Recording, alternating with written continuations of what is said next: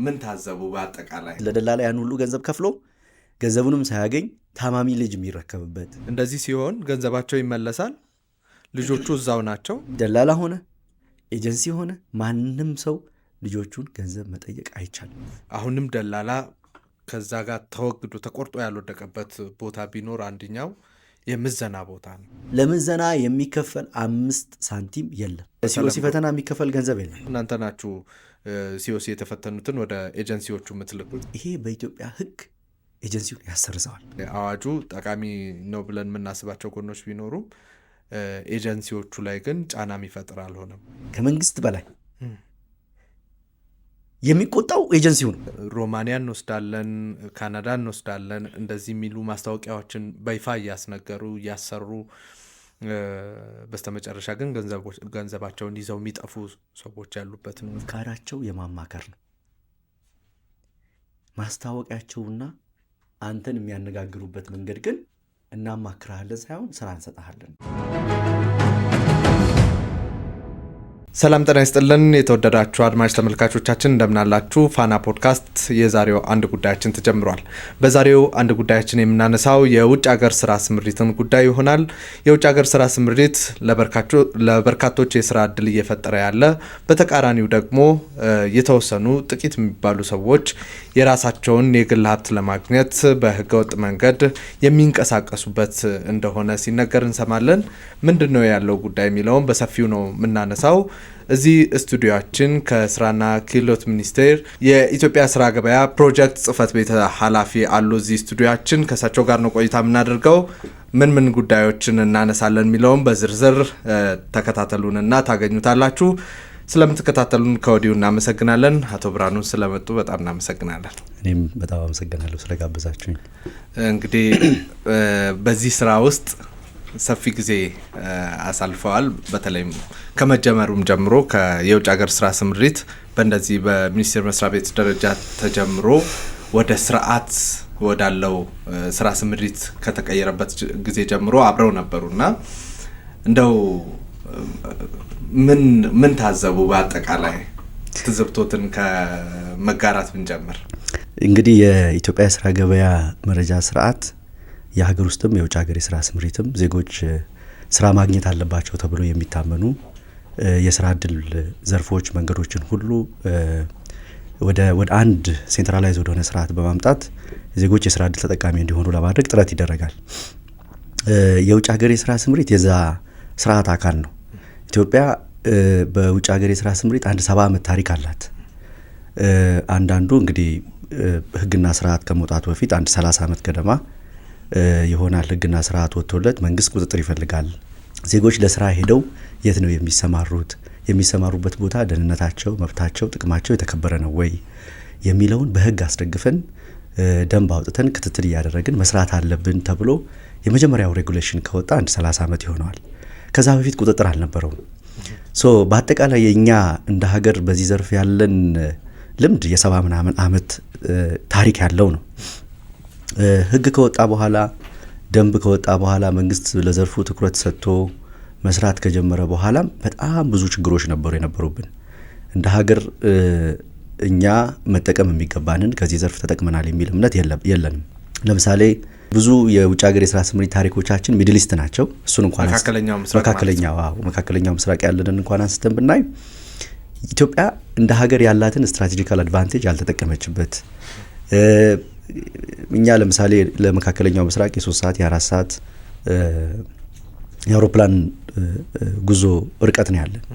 አንዳንድ ሀገራት የ10 ሰዓት የ11 ሰዓት የአውሮፕላን ርቀት ጊዜ ኖሯቸው ግን በጣም ሰክሰስፉል የሆኑ የጂዲፒያቸውን 8% 10% ኢንካም የሚያገኙ ዜጎቻቸው ኮምፕሊትሊ በጣም ከድህነት ከነበሩበት ወደ ተሻለ ህይወት እንዲያገኙ ለቴክኖሎጂ፣ ለአዲስ ዓለም፣ ለአዲስ ስኪል፣ ለአዲስ ህይወት ኤክስፖዝ እንዲሆኑ ያደረጉበት ሁኔታ ነበር የነበረው እና በጣም ብዙ ሺህ አንዳንዴም በሚሊዮን የሚቆጠር ሰው ለስራ ያሰማሩ የነበሩበት ነው።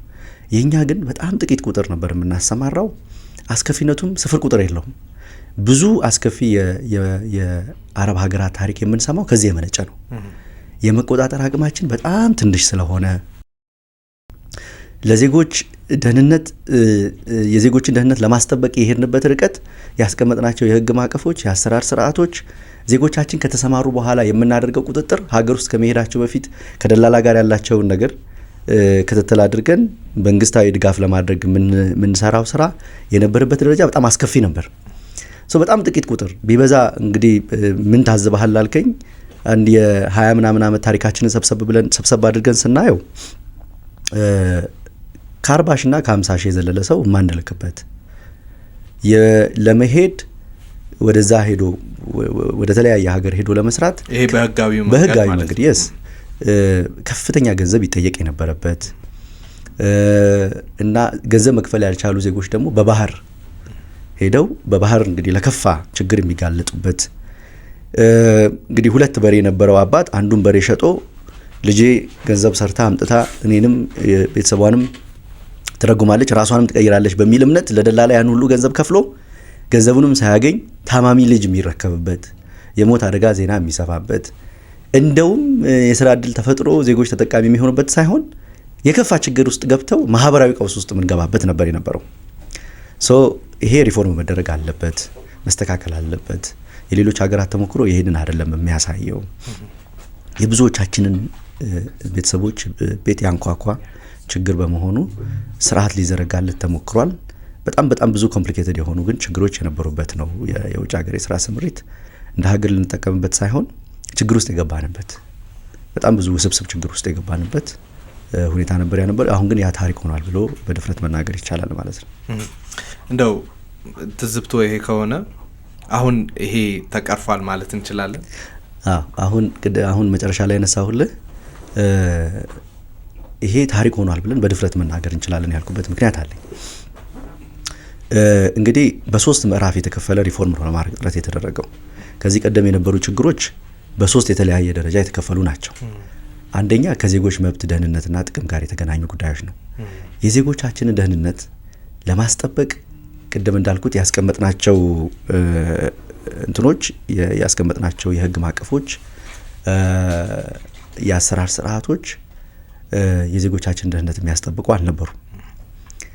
አሁን የስራና ክህሎት ሚኒስቴር ከተቋቋመ በኋላ ከዜጎች ደህንነት ከቀልጣፋ አገልግሎትና ብልሹ አሰራርን ከመከላከል አኳያ 3 ፒላሮች አስቀምጦ ሪፎርም ማድረግ ተችሏል። ከዜጎች ደህንነት አንጻር ዜጎቻችን እዛ ከሄዱ በኋላ አይደለም ደህንነታቸውን የምናስጠብቀው። ከሚኖሩበት አካባቢ ተነስተው ገና ወደ ውጭ ሀገር መሄድ እፈልጋለሁ የሚል ፕላን ሲኖራቸው ለሀገር ውስጥ ነው ኤክስፖዝ የሚደረጉት። ደላላ ሀገር ውስጥ ነው የሚጠልፋቸው። ኮምፕሊትሊ የተለየ ግምት እንዲኖራቸው እዛ ሄደው ህይወታቸው እንደሚቀየር እንደሚያልፍላቸው ሀብታም እንደሚሆኑ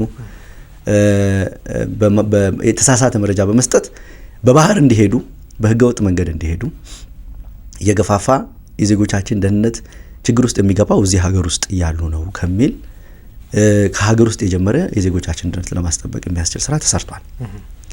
የመጀመሪያው ነገር በሚኖሩበት አካባቢ ለውጭ ሀገር የስራ ስምሪት ለመስራት ፈቃደኛ የሆኑ እቅድ ያላቸው ዜጎች የሚመዘገቡበት ስርዓት ተዘርግቷል። ይሄ ወደ 600 ቀበሌ ገደማ ስርዓት ተዘርግቷል ማለት ነው። ምዝገባ ይደረጋል። በአንድ መስኮት አገልግሎት መስጫ ማዕከላት እንላቸዋለን። ስርዓት የሚመዘገቡባቸው ቦታዎች ለውጭ ሀገር የስራ ስምሪት ምዝገባ ይደረጋል። ያንን ምዝገባ ካደረጉ በኋላ ስለሚሄዱበት ሀገር ስለሚሰሩት ስራ በቂ ግንዛቤ ኖሯቸው ስልጠና አግኝተው የአንዱ እዛ ሄደው ችግር ውስጥ የሚገቡት የሚጣሉት ከአሰሪዎቻቸው ጋር ለደሞዝ ለመከልከል፣ ለድብደባ፣ ለመጥፎ ችግር የሚያጋልጣቸው ስራውን አለመቻላቸው ነው። ስለዚህ በቂ ስኪል ካላቸው ችሎታ ካላቸው ትንሽ ቋንቋም የሚሞክሩ ከሆነ ይህንን ችግር መቅረፍ ይቻላል በሚል ወደ 620 በላይ የሚሆኑ ማሰልጠኛዎች የግልና መንግስት ማሰልጠኛዎች በመላው ኢትዮጵያ ተከፍተው ስልጠና እንዲያሰለጥኑ ይደረጋል ማለት ነው። የስራ አጥ መዝጋቢው ሰው ከመዘገበ በኋላ ወደ እነዚህ ስልጠና ማዕከላት ልጆቹ እንዲሄዱ ያደርጋል ማለት ነው። በቂ ስልጠና ካገኙ በኋላ ያገኙት ስኪል ይመዘናል፣ ኢቫሉዌት ይደረጋል። ይሄ ሂደት የዜጎቻችንን ደህንነት ያስጠብቃል የሚል ነው። ስራና ክህሎት ሚኒስቴር ጋር የስራ ውላቸው፣ ደሞዛቸው፣ የሚሄዱበት ሀገርና ሌሎች ለመሄድ የሚያስፈልጉ ሰነዶች ቀርበው ከጸደቁ በኋላ ግን የሄዱበት ሀገር ከደረሱ በኋላ አንድም ሰው እንኳን ሊደበድባቸው፣ እንኳን ደሞዝ ሊከለክላቸው፣ እንኳን ጉዳት ሊያደርስባቸው ጫፋቸውን መንካት እንዳይችል የሚያደርግ ስርዓት ደግሞ ተገንብቷል። በፊት ዜጎቻችን የት እንደወደቁ እንኳን አናውቅም።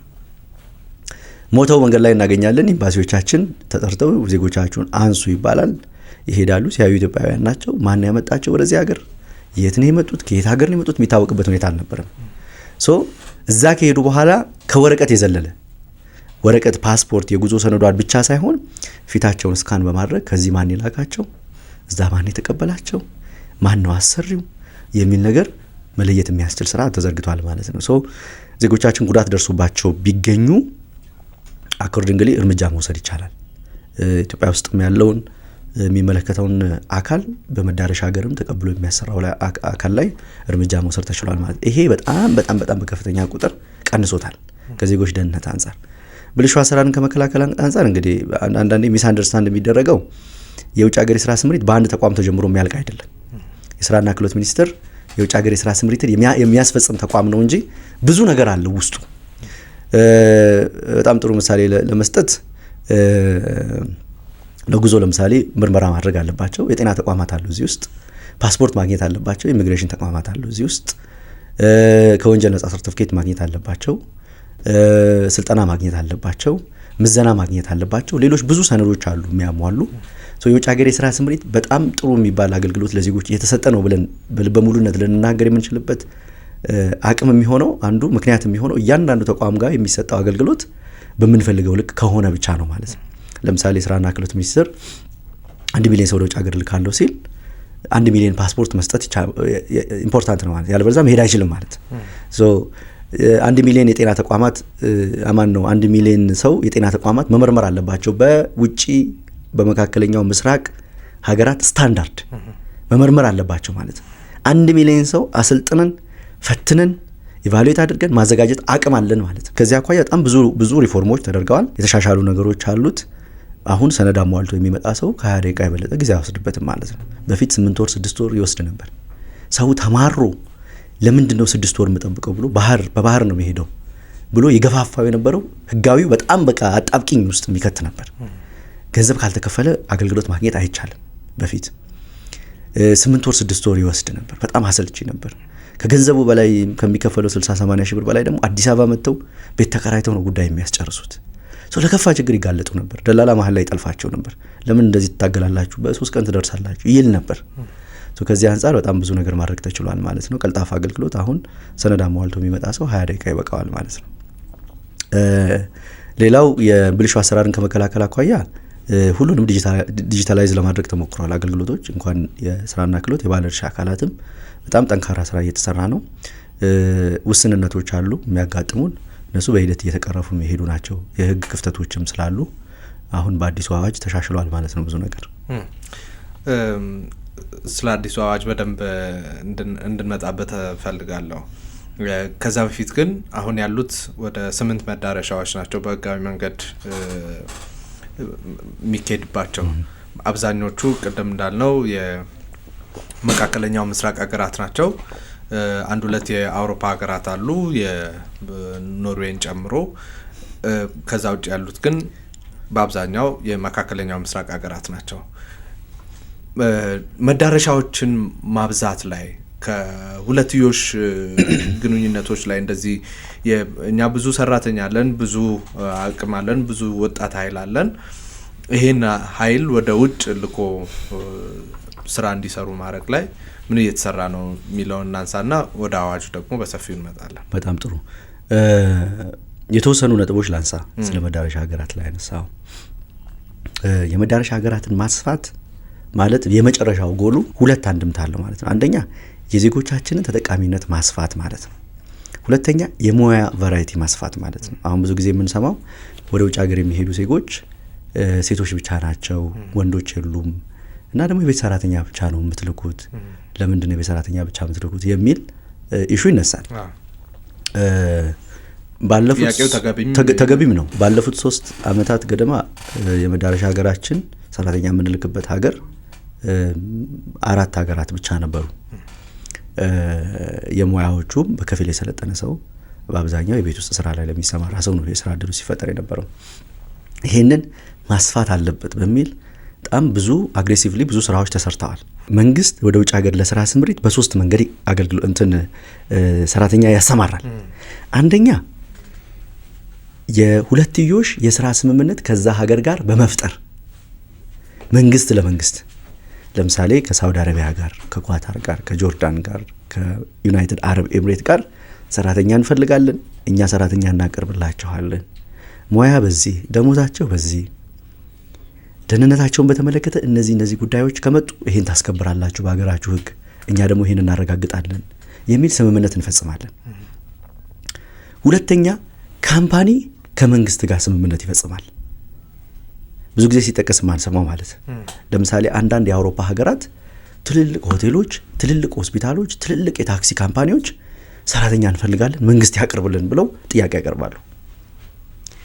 ስለዚህ ለነሱ የሚያስፈልግ ሰራተኛ በሚያመጡት ሪኳየርመንት መሰረት ለይቶ መንግስት ያቀርባል ማለት ነው። ይሄ የሀገራት ስምምነት አይፈልግም። ሶስተኛው አይነት የሥራ ስምሪት ደግሞ በግል ጥረት የሚገኝ የሥራ ስምሪት ነው። አንድ ሰው በራሱ ተጻጽፎ ተነጋግሮ ስራውን ያገኛል። ለምሳሌ ካናዳም ሊያገኝ ይችላል፣ አውሮፓም ሊያገኝ ይችላል፣ ኤዥያም ሊያገኝ ይችላል፣ የትም ሊያገኝ ይችላል፣ አፍሪካ ውስጥም ሊያገኝ ይችላል። ዘንድ መንግስት ፋሲሊቴት ያርግልኝ የቪዛ ጉዳይ፣ መንግስት ድጋፍ ያርግልኝ ይደግፈኝ ብሎ ጥያቄ ያቀርባል። ያ የሚያቀርበው ጥያቄ ታይቶ አፕሩቫል ይሰጠዋል። እንደዚህ አይነት የሥራ እድሎችም አሉ ማለት ነው። በሶስት መንገድ ነው አገልግሎት ስንሰጥ የቆየ ነው። ከዚህ አንጻር 4 የመዳረሻ ሀገራት የነበሩትን ወደ 8 ማስፋት ተችሏል። ወደ 8 ስናሰፋ ግን ቀድሞ ስንሳሳት እንደነበረው የዛሬ 6 ዓመት፣ የዛሬ 9 ዓመት፣ የዛሬ 10 ዓመት ስንፈራረም እንደነበረው አይነት የሥራ ስምሪት አይደለም መፈራረም ያለብን በሚል እምነት የከፊል የቤት ሰራተኛ የዶሜስቲክ ወርከር ብቻ አይደለም አሁን ስምምነት የምንፈጽም፣ የሰለጠነም ሰው እዛ ውስጥ እንዲካተት ዲግሪ ሆልደር ሆኖ ወደ ውጭ ሀገር ሄዶ መስራት የሚፈልግ ሰው እድሉን እንዲያገኝ ለማድረግ ማለት ነው። የምንፈራረማቸው ስምምነቶች አዳዲሶቹም አሁን የምናድሳቸው ጊዜያቸው አልቆ ሪኒው የምናደርጋቸው በዛ ማዕቀፍ እንዲሆኑ ተደርጓል ማለት ነው። ስለዚህ ነባሮቹም ላይ ያለው ስምምነት አሁን ከዚህ በኋላ ባለው የዶሜስቲክ ሰራተኛ ወይም ደግሞ ከዚህ በፊት ትንሽ ወጣ ያለ ስራ ካለን የሹፍርና ስራ ነው። ከነሱ ውጭ ሌሎችም ዲግሪ ያላቸውም ሰዎች እንዲቀጠሩ ትክክል ስምምነቱ ውስጥ ይገባሉ። ስናድስ ስምምነታችንን ይሄንንም ጨምረን ነው የምናድሰው ማለት ነው። እሱ ፍላጎት በመዳረሻ ሀገር ባይኖር ኦፍ ኮርስ ኔጎሺዬት የማድረግ አቅም አለን እኛ።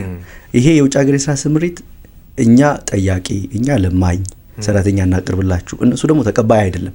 እነሱም የቸገራቸው ናቸው። እኛ ደግሞ በጣም ብዙ ኦፈር የምናደርጋቸው ነገሮች አሉ። ኢትዮጵያ አንዱ በጣም ስትራቴጂካል አድቫንቴጅ ኮስት ዋይዝ ሪክሩትመንት ኮስት የምንለው አለ። ሰራተኛ ለመቅጠር የሚወጣ ወጪ ከፊሊፒንስ፣ ከኢንዶኔዥያ፣ ከፓኪስታን፣ ከሌላ ቦታ ከባንግላዴሽ ሰራተኛ ለማምጣት ለምሳሌ መካከለኛው ምስራቅ ከአውሮፕላን ትኬት ጀምሮ የሚያወጡት ወጪ እጅግ በጣም ከፍተኛ ነው። እኛ እንግዲህ ኢትዮጵያን ኤርላይንሳችንን እዚሁ ይሄኛ የአፍሪካ የአቪዬሽን ሀብ ነው። ከዚህ ነው ወደ ሌላ ሀገርም ዲስትሪቢዩት የሚደረገው። በጣም ቅርብ ነው፣ እንትናችንም በጣም ቅርብ ነው ለመዳረሻ ሀገራት። እነዚህ ለእኛ የተሻለ እድል ሰጥተውናል። ኔጎሺዬት የማድረግ አቅማችን በጣም ትልቅ ሆኗል ማለት ነው።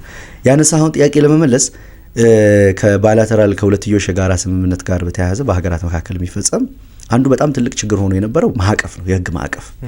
ሰራተኛ ለማሰማራት መንግስት ለመንግስት ስምምነት ካልተፈጸመ መንግስት ከካምፓኒም ጋር ሊፈጽም ይችላል። ካልተፈጸመ ሰራተኛ ማሰማራት የምንችልበት የህግ ማዕቀፍ አልነበረም። ሌሎች ሀገራት ይሄ ነበራቸው። ለምሳሌ ኬንያ እንደ ምሳሌ ብትወስድ የግድ ከሀገራት ጋር እንፈራረም ብለው አይጠይቁም። ፊሊፒንስን እንደ ምሳሌ ብንወስድ ከሀገራቱ ጋር ካልተፈራረምን አይሉም። ስለዚህ ምንድነው እያደረግን ያለ ነው? ከዛ ተሞክሮ ወስደን በአዲሱ የውጭ ሀገር የሥራ ስምሪት አዋጅ መንግስት ባይላተራል የሁለትዮሽ የጋራ ስምምነት ኖረውም አልኖረውም የዜጎቻችንን ደህንነት ማረጋገጥ ከተቻለ መንግስት መጨረሻ ላይ ፕራይቬት ሴክተር ወይም ስራ የሚያሰማሩ ኤጀንሲዎች ወይም ካምፓኒዎች የሚያቀርቡትን የስራ እድል አይቶ አፕሩቫል ይሰጣል ማለት ነው። ይሄ የትም ሀገር ገብተን ሰራተኛ ማሰማራት እንድንችል በአዲሱ አዋጅ እድል የሰጠ ነው ማለት ነው። ከዚህ አንጻር ግን መንግስት ለመንግስት የሚደረገው የሁለትዮሽ የስምምነት የተሻለ ሆኖ ብዙ ጊዜ ስላየ ነው ወደ 8 ሀገር ማድረስ ተችሏል ማለት ነው። ቅድም እንዳልኩት በከፊል የሰለጠነና የሰለጠነ የሰው ኃይልን እዛ ውስጥ አካቶ ማለት ነው። አሁን መዳረሻዎቹን ማስፋት ላይ እንግዲህ አሁን አዳዲስ ሀገራትንም ማነጋገር እንደዚህ ይኖራል ብዬ አስባለሁ እና ምን ተስፋ አለን እሱ ላይ? እንዳነሳውል በሁለት መንገድ ማየት ነው። አንደኛ ሚኒስቴር መስሪያ ቤቱ የስራ ገበያ ፍላጎት ያላቸውን ሀገራት በየጊዜው ይጠናል።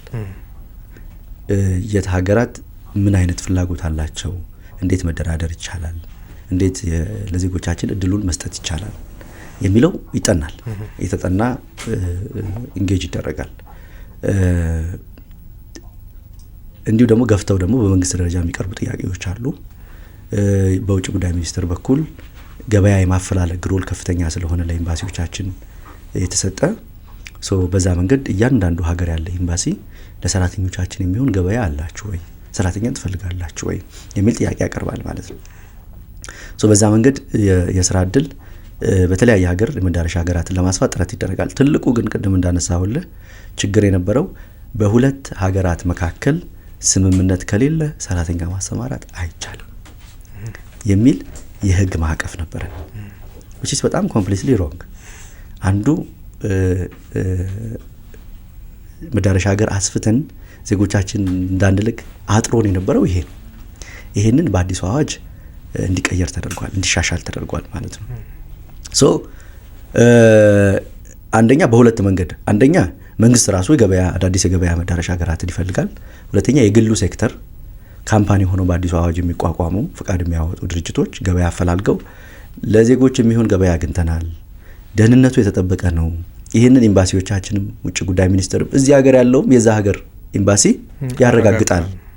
ስለዚህ ዜጎቻችን ይጠቀሙ፣ ለዜጎቻችን ደህንነትና ዋስትና ማረጋገጫ ችግር ቢገጥማቸው ካሳ የሚከፈልበት፣ ወደ ሀገር የምትመልሱበት፣ የተለያየ ሕክምና ቢያስፈልጋቸው ድጋፍ የምታደርጉበት፣ መጠለያ ቢያስፈልጋቸው የምትሰጡት ገንዘብ እንደ ዋስትና በመንግስት አካውንት ይቀመጣል። ስለዚህ በዚህ መንገድ ገበያ አግኝተናል፣ ስራ አግኝተናል የሚል አሁን በአዲሱ አዋጅ ደግሞ የተሰጠ እድል አለ ማለት ነው። በዚህ መንገድ ፕሮባብሊ በጣም ብዙ የመዳረሻ ሀገራት ይኖራሉ። ይቀረናል ብለን የምናስበው አይኖርም እንዲሁ ካለው ነባራዊ ሁኔታ ስናይ እና ተስፋ ሳይሆን በደንብ የሚታይ ነገር ይኖራል። አሁን ያለን ግን ኦልሞስት ወደ 8 የመዳረሻ ሀገራት ደርሰዋል ማለት ነው። የአዲሱ አዋጅ ብዙ አዳዲስ ነገሮች የመጡበት ነው። ለምሳሌ በቢሮ ደረጃ በእናንተ በመስሪያ ቤት ደረጃ የሚሰራውንና በኤጀንሲ መካከል ያለውን ግንኙነት ከዚህ በፊት ከነበረው የቀየረ ነው። የማስያዣ ገንዘቡን ቀደም ሲል እርስዎ እንዳነሱት በጣም በከፍተኛ ሁኔታ የጨመረ ነው። እነዚህ ነገሮች አሉ። በአንድ በኩል ምናልባት ቅድም እንደተባለው ለዋስትናው የሚጠቅም ሊሆን ይችላል፣ ለአሰራሩ የሚጠቅም ሊሆን ይችላል። በሌላ በኩል ግን እነዚህን ኤጀንሲዎች ከጨዋታው ሜዳ ሊያስወጣ የሚችል አይሆንም ወይ? ገንዘቡ ከፍተኛ ስለሆነ እንዲያስይዙ የሚጠየቁት ገንዘብ ከፍተኛ ስለሆነ፣ ከዛ ደግሞ ከዚህ ቀደም እነሱ ነበሩ ሰራተኞችን መልምለው ወደ እናንተ ቢሮ ይዘው የሚመጡት። አሁን ግን ሰራተኞቹ እናንተ ጋር ይመጣሉ፣ እናንተ ናችሁ ሲኦሲ የተፈተኑትን ወደ ኤጀንሲዎቹ የምትልኩት እና እንደዚህ ሲሆን ምንድን ነው የሚሆነው? ምናልባት በኋላ በሰፊው የምናነሳው ጉዳይ አንዱ እሱ ይሆናል። እዚህ ውስጥ ህገወጥነቶችም ገብተውበት ህገወጦቹም ተሳትፈውበት አንዳንዱ ምንም ሳያገኝ አመቱን ሙሉ የሚልከው ሰራተኛ ሳይኖር ሌላው ደግሞ እየላከ የሚቀጥልበት ይሆንና የቢሮውን እየከፈለ ቁጭ ይላል ሌላኛው ማለት ነው። እና እንደዚህ አይነት ነገሮችንም ያመጣ አይደለም ወይ አዋጁ? ጠቃሚ ነው ብለን የምናስባቸው ጎኖች ቢኖሩም ኤጀንሲዎቹ ላይ ግን ጫና የሚፈጥር አልሆነም ወይ? በዚህ መልክ ብናስቀምጠው ጥሩ ነው። እሺ በአንደኛ እንደ ሀገር በውጭ ሀገር የስራ ስምሪት የኢትዮጵያ ታሪክ ይሄ አዲሱ አዋጅ አዲስ ተስፋ አዲስ ብርሃን ይዞ የመጣ ነው። የኛ የውጭ ሀገር የስራ ስምሪት ኤጀንሲዎች የተቀረጹበት ያለው ካልቸር የተገነባው ባህል ቅድም እንዳልኩት የ70 ዓመት ታሪክ ነው። በ70 ዓመት ታሪክ ውስጥ እየገነባን የመጣ ነው ታሪክ። ማንም ሰው ዝም ብሎ ዘሎ ገብቶ ዜጋው መብቱ ተከበረም አልተከበረም የተወደቀም አልወደቀም ከፍተኛ ገንዘብ በህገ ወጥም በኩል በደላላም በኩል እያስከፈለ በመላክ ገንዘብ ለማግኘት የተገነባ በሚመስል ደረጃ ካልቸሩ እንደዛ ነው።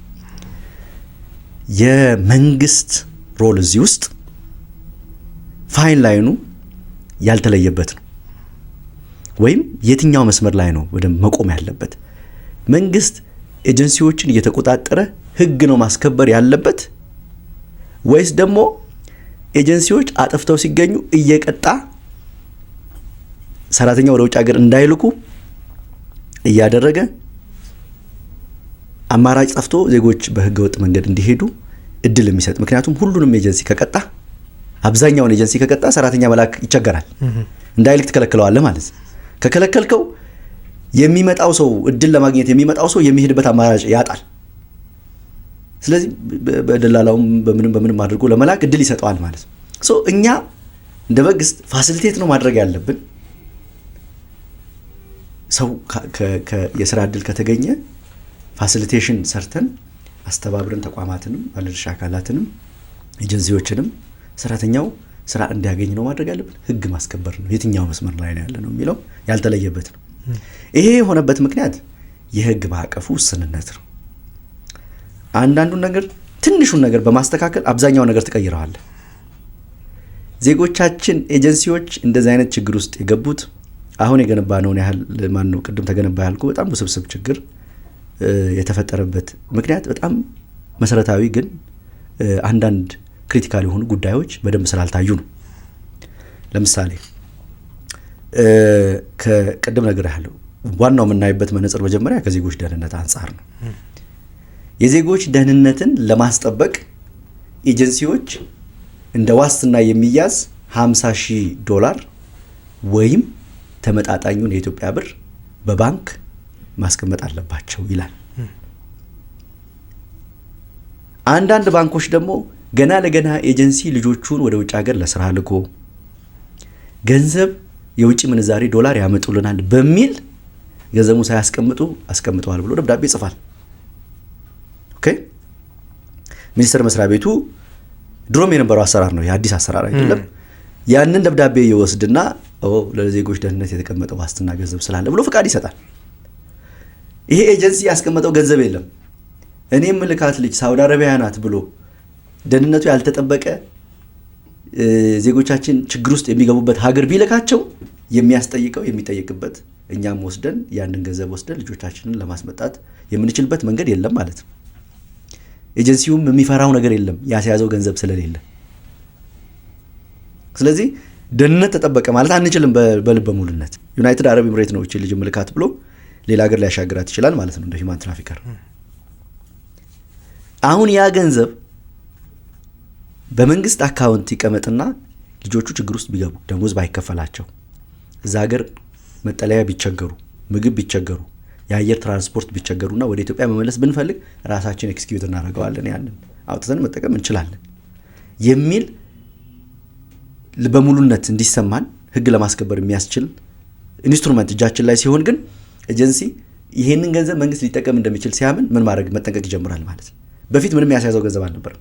አሁን ግን ገንዘቡ በመንግስት አካውንት ሲሆን ለዜጎች ዋስትና የተሻለ የዜጎችን ደህንነት ያስጠብቃል። ኦኬ ይሄ ኢትዮጵያ ውስጥ ነው ወይ የተለመደ? ማን ነው ኢትዮጵያ ውስጥ ብቻ ነው ወይ? ምልህ ኢትዮጵያ ከዓለም ከ1 እስከ 15 ካሉ ወደ ውጭ ሀገር ለስራ ከሚልኩ ሀገራት 8ኛ ናት። እኛ ብቻ አይደለንም ሰራተኛ ወደ ውጭ ሀገር የምንልከው፣ በጣም ብዙ ሀገራት ይልካሉ። ከነሱ አንጻር የኢትዮጵያን ሁኔታ ስናየው ኢትዮጵያ ጋራንቲ የኤጀንሲ ጋራንቲ በመንግስት አካውንት መቀመጡ ብቸኛ ያረጋትም። ፊሊፒንስ ያስቀምጣሉ፣ ኬንያ ያስቀምጣሉ፣ ኡጋንዳ ያስቀምጣሉ። አንዳንዶቹ ሀገራት እንደውም ተመላሽም አይሆንም። የኛ ኤጀንሲው ፍቃዱን የመለሰ ጊዜ ሰራተኛ መላክ አልፈልግም፣ ገንዘቤን ስጡን፣ እኔ ከዚህ ስራ ውስጥ መውጣት እፈልጋለሁ ካለ ባለ ጊዜ ለልጆቹ ዋስትና ስለሆነ ገንዘቡን ይወስዳል ማለት ነው። እንደዚህ አይነት ነገሮች ከዜጎቻችን ደህንነት አንጻር ኮንሲኩዌንሱ ትንሽ ነገር ይመስላል፣ ግን በደንብ የዜጎቻችንን ደህንነት ያረጋግጣል ብለን መናገር እንችላለን። ነገር ግን የኤምባሲዎቻችን ሮል ደግሞ ከፍተኛ ነው። እያንዳንዱ ቤት እያንዳንዱ ልጆች ሄደው የሚገቡበት ቤት ምን ተመቻችሁ ወይ ችግር አለ ወይ ብሎ ያረጋግጣል ማለት ነው። ይቅርታ ላቋርጥህና ገንዘብ መመለሱ ላይ ትንሽ እንድታነሳልኝ የምፈልገው ነገር ስላለ ነው። አንዳንዶች ልጆችን ከላኩ በኋላ ብዙ ልጆች ከተላኩ በኋላ ኤጀንሲያቸውን ዘግተው ገንዘባቸውን ተቀብለው ተርሚኔት ያደረጉም ስላሉ እኔ ማቃቸው ስላሉ ነው። እንደዚህ ሲሆን ገንዘባቸው ይመለሳል፣ ልጆቹ እዛው ናቸው፣ ለጋራንቲ የሚሆነው ገንዘብ ተመልሷል። አሁን በደንብ የሚከታተለው ማን እንደሆነ እንዴት ነው ወደ ሌላ ነው ትራንስፈር የሚደረጉት? አዋጁ ለዚህ ክሊርሊ ምንድነው ያስቀመጠው? ኤጀንሲ ፍቃድ መልሳለሁ ገንዘቤን ስጡኝ የሚል እንዳልኩ አዲሱ አዋጅ ሙሉ ለሙሉ ወደ ተግባር አልገባም። በመንግስት አካውንት ገንዘብ አስቀምጦ ገንዘቤን ስጡኝ ፍቃዱንም ውሰዱ ያለ ኤጀንሲ የለም። እኛ ጋርም የተቀመጠ ገንዘብ ያለው የለም። ከዚህ በፊት የነበረው ነው። ከዚህ በፊት የነበረው ባንክ ነው እንጂ እኛ ጋር አይደለም የተቀመጠው። ባንክ የተቀመጠውን ወስዶ ቢመጣ ባንክ ያለውን መውሰድ ይችላል። ኦፍ ኮርስ እንደዛ ነው። ምን እንዳልከው የህግ ውስንነቶች አሉበት ማለት እሱን ነው። መጀመሪያም እንደውም አዶን ነው አንተ እንዴት እንደሰማኸው አላውቅም እንጂ ባንክ የተቀመጠ ገንዘብም ጥቂት ነው። ጥቂት ኤጀንሲ ላይ ያስቀምጣል። ብዙ ኤጀንሲ ገንዘቡን ባንክ አላስቀምጥም። ባንኮቹ ለምን እንደሚሰጡ አንዳንዶቹ ባንኮች ቀደም ነግሬሃለሁ የውጭ ምንዛሪ ያመጡልናል በሚል ተስፋ ነው። ትክክል። አንዳንዱ 5.6 ሚሊዮን ገደማ ማስቀመጥ ሲኖርበት 300 እና 400 ሺህ ብር ብቻ አስቀምጦ ይፈቅዱለታል። የቀረውን በብድር መልክ ይሰጡታል። ዞሮ ዞሮ ግን ያነሳው መሰረታዊ ሐሳብ መንግስት ጋርም ተቀመጠ ባንክ ጋርም ተቀመጠ ፍቃዱን የመለሰ ሰው ልጆቹ እዛ ያሉ ገንዘቡን መውሰድ ይችላል ወይ? ነው አይችልም።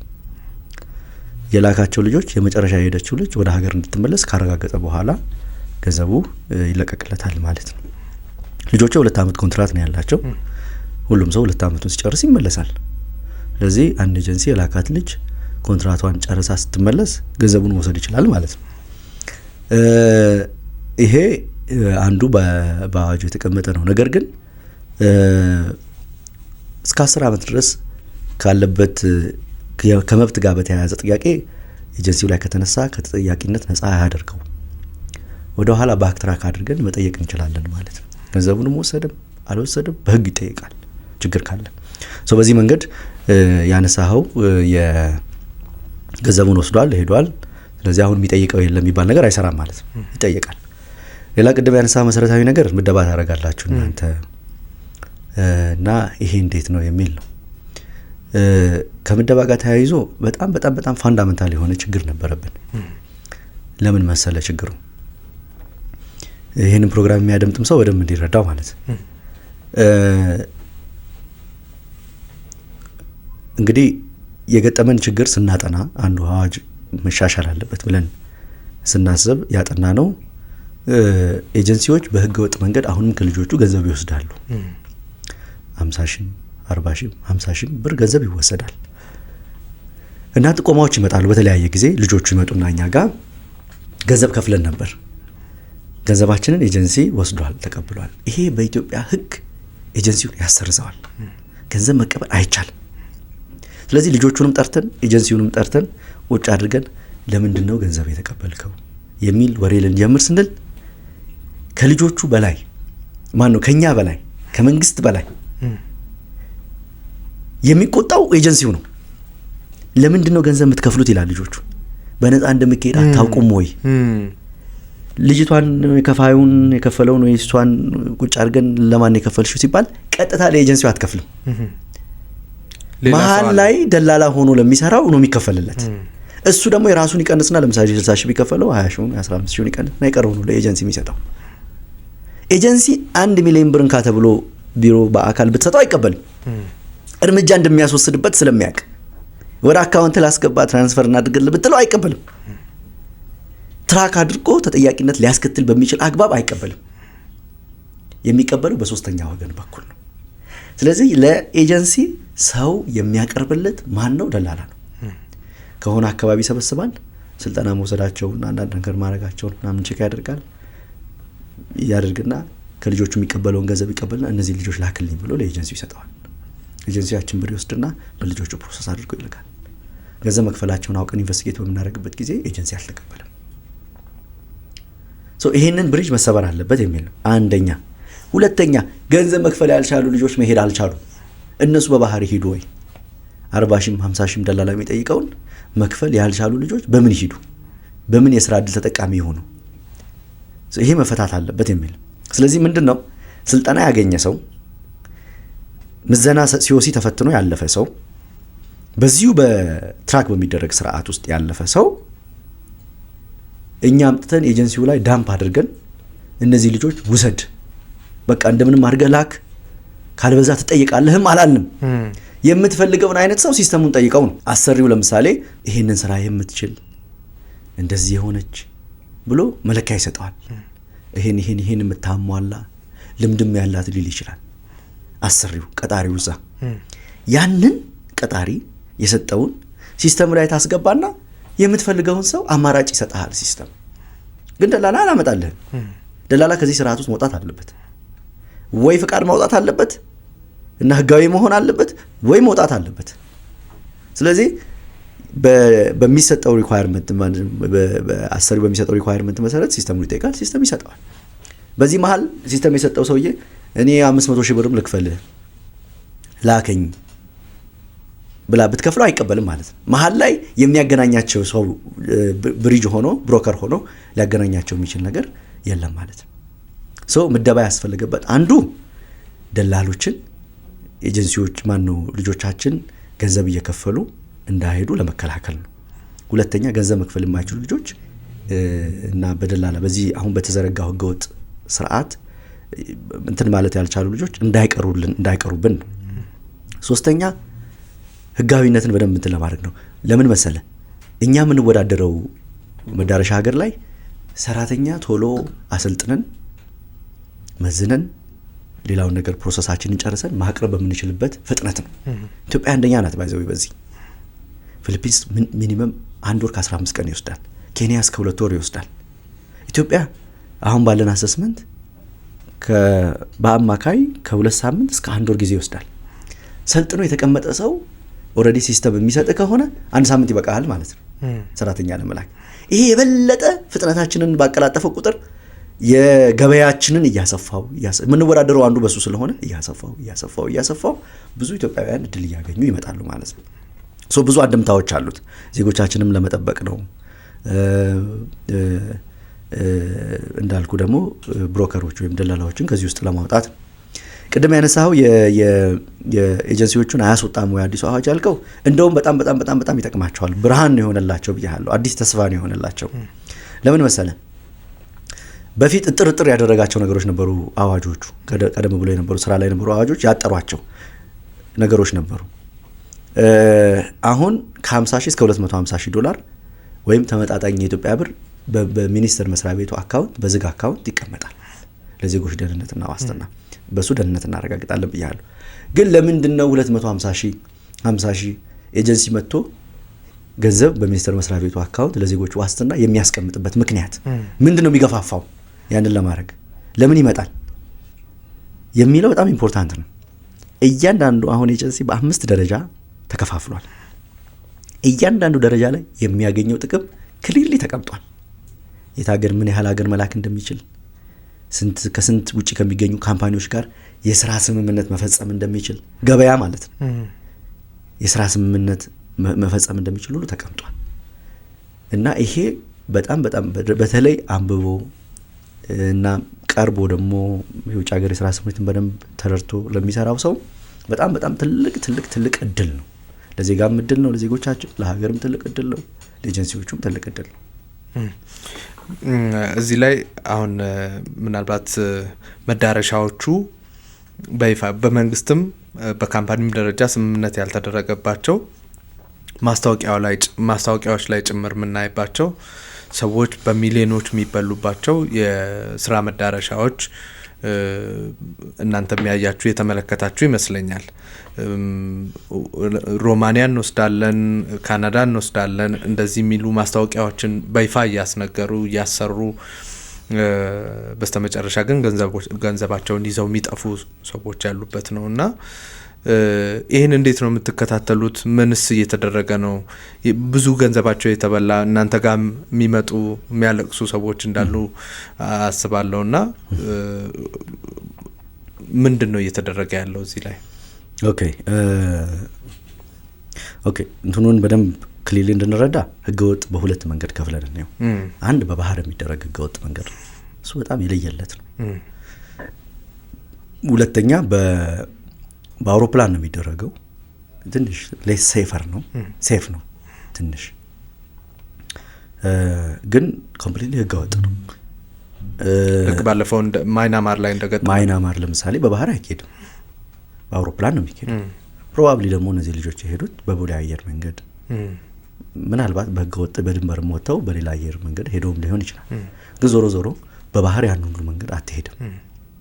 ሰው ህገወጥነቱ በሁለት ይከፈላል ማለት ነው። በባህር የሚደረግ ህገወጥ አለ፣ በጣም አስከፊ። በዚህ ደግሞ በአየር መንገድ በኩል በአውሮፕላን የሚደረግ ግን ፕሮሰሱ ጤናማ ያልሆነ ደግሞ ህገወጥ ስራ ስምሪት ደግሞ አለ። አሁን ያነሳኸውን ጉዳይ ለይቶ ማየት ያስፈልጋል። የመጀመሪያው የእኛ ሚኒስቴር መስሪያ ቤት የሚቆጣጠረው ህጋዊ ፍቃድ ያላቸውን ኤጀንሲዎች ብቻ ነው። ግን ለጉዳዩ ቅርበት እንዳለን ብዙዎቹ ቅድም ያነሳው ሮማኒያ እንልካለን፣ ካናዳ እንልካለን፣ ሌላም ሀገር እንልካለን የሚል ማስታወቂያ የሚያስነግሩ አንዳንዴ በቴሌቪዥን ሁሉ የሚታይ ማስታወቂያ የሚያስነግሩ ድርጅቶች ፍቃዳቸው የማማከር ነው። ማስታወቂያቸውና አንተን የሚያነጋግሩበት መንገድ ግን እናማክራለን ሳይሆን ስራ እንሰጣለን ነው። ይሄ ማታለን ነው። ይሄ የለየለት ወንብድና ነው። ሌላ ምንም ሊባል አይችልም። ቁጭ አድርገህ ሚሊየን ብር ድረስ አስከፍለህ መጨረሻ ላይ አግሪመንት ፖሊስ ሄዶ ሲያይ ግን አማካሪ ነው፣ አማከርኩት፣ ስለዚህ ቪዛ እንዴት እንደሚያስገባ አማከርኩት፣ ምን ሰነድ እንደሚያስፈልገው አማከርኩት፣ ይዞ ገባ፣ ወደቀ የሚልህም አለ። የኔ ስራ የኛ አግሪመንት ማማከር ነው የሚል አለ። ይሄ ወንጀል ነው። ሚኒስቴር መስሪያ ቤቱ ከሚመለከታቸው ባለድርሻ አካላት ጋር በቅርበት እየሰራ ነው።